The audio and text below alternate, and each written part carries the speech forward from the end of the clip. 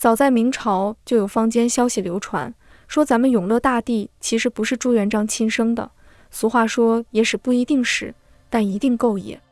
但这个说法还真不是空穴来风，因为明成祖朱棣上台后确实干了一些让人摸不着头脑的事情。朱棣通过兵变篡位登基，即位之后，他立刻在南京天喜寺的旧址上翻盖新寺，取名大报恩寺。官方通告说这是咱们天子为了报答马皇后的养育之恩。然而令人不解的是，寺中正殿的大门经常紧闭，外人无法看见里面的情况。有传闻里面供奉的并非马皇后，而另有其人。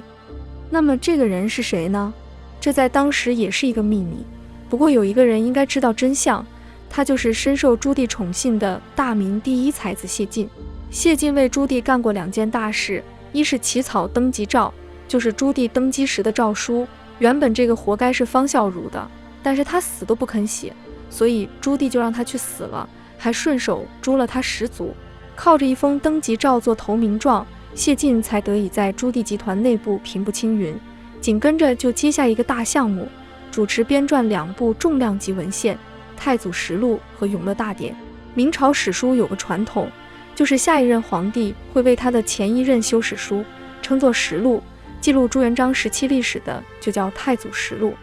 不过这里面有个问题，那就是朱棣并非朱元璋的继承者，他前任明明是建文帝朱允炆，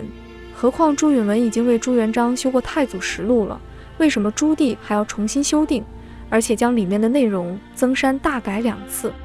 因为有些事情朱棣并不希望史书记录下来。朱棣的这个皇位其实有些烫手，他通过暴力手段夺取了皇位，却名不正言不顺，难以服众。虽然用暴力手段可以让一部分人闭嘴，但不可能让所有人闭嘴。今天的人也许觉得朱棣毕竟也是朱元璋的儿子，不算什么大事，但只要看当时有多少人愿意为了建文帝殉国，就知道这是没这么简单。古人实行的宗法制是很严格的，谁是主支谁是旁系，一旦划分就不可以轻易变动。何况太祖朱元璋已经明确了继承的次序，皇位永远只能在朱标、朱允炆一系传承，谁要改变这条次序，谁就是破坏祖宗之法，是天下共机制的大畜生。我泱泱华夏民族总不能学北边的蛮夷玩什么公平竞争捍卫的养蛊戏码吧？皇位来路不正显然是朱棣最大的心病，如何将篡夺美化为正义合法的行为是朱棣最迫切的需求。为此，朱棣要做的第一件事就是美化自己的出生。官方史书，包括后来清朝编撰的明史，都认为朱棣是马皇后嫡出的4儿子，真相却并非如此。根据清代史学家夏燮的说法，燕王朱棣、周王朱肃都是庶出的同母兄弟。朱棣在位期间2次修改《太祖实录》，都是为了掩盖这点。夏燮作为史学家，并不是空口白牙污蔑朱棣，他是有证据的。证据在于《太祖实录》第1次修改时说太子朱标、秦王朱爽、晋王朱刚都是庶出，只有朱棣和周王朱肃为嫡出。但这个说法漏洞太大了，别说天下人，就是朱棣自己也不敢认。朱标若是庶出，朱元璋怎么会把他立为太子？更不会在朱标死后跳过其他儿子，选朱标的儿子朱允炆为帝国的继承人。按照这个说法，朱棣才是嫡长子。他既然是嫡长子，何苦费这么大劲发兵打了4年才有皇位呢？因为这个说法太过离谱，才有《太祖实录》的第2次修改，即马皇后一共有5个亲生儿子，分别是太子朱标、秦王朱爽、晋王朱刚、燕王朱棣和周王朱肃。由于朱标、秦王、晋王此时都已经过世，朱棣是朱元璋在世最年长的嫡子，按轮序可以继位。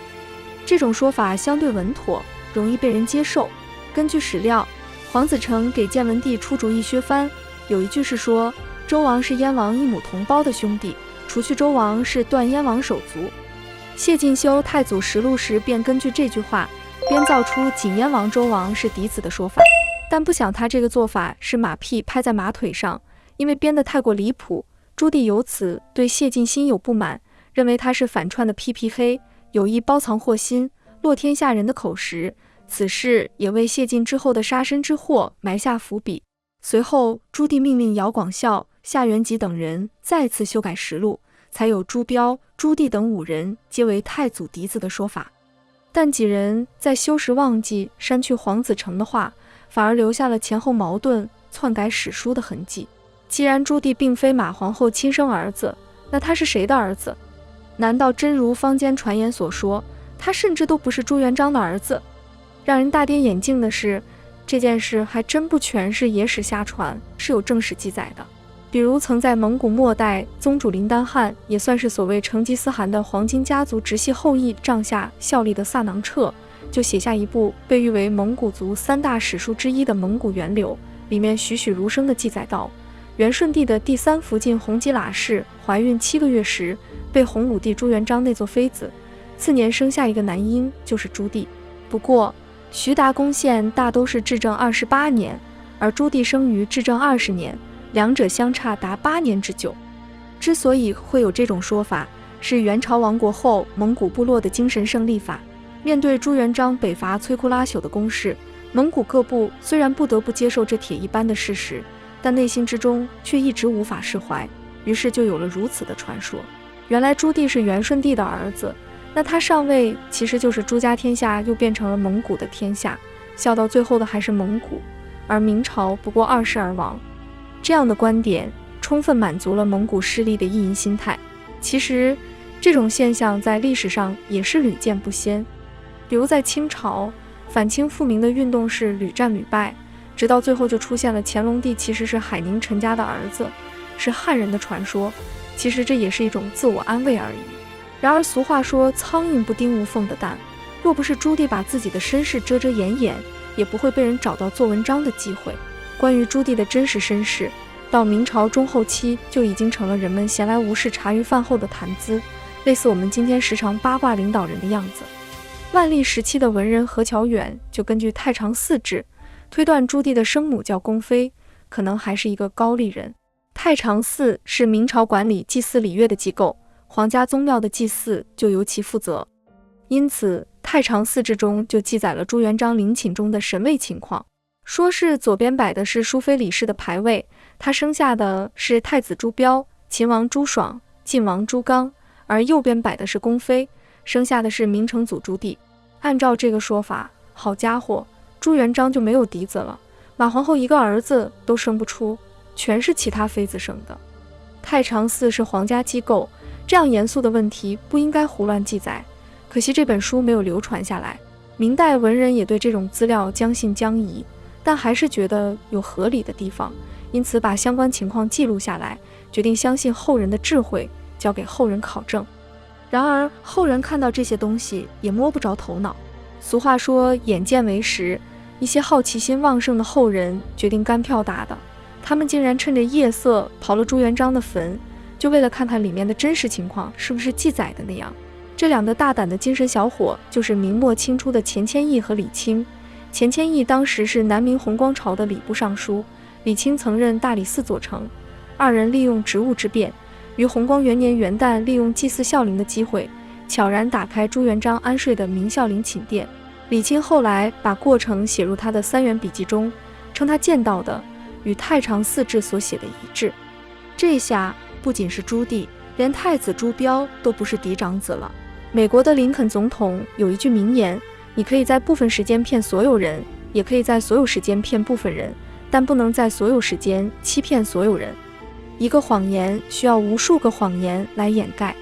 其实关于朱棣不是嫡子的事实还有许多证据。朱棣即位以后，篡改了大量史书，禁止一切有关其夺位的史料，但他左右不了国外的史籍，而这条史料恰恰出自邻国朝鲜。洪武22年，朝鲜使臣全晋一行曾在北平拜谒过燕王朱棣，好不容易有一次拜谒天朝上国的机会，全晋非常兴奋，看见什么都想记下来。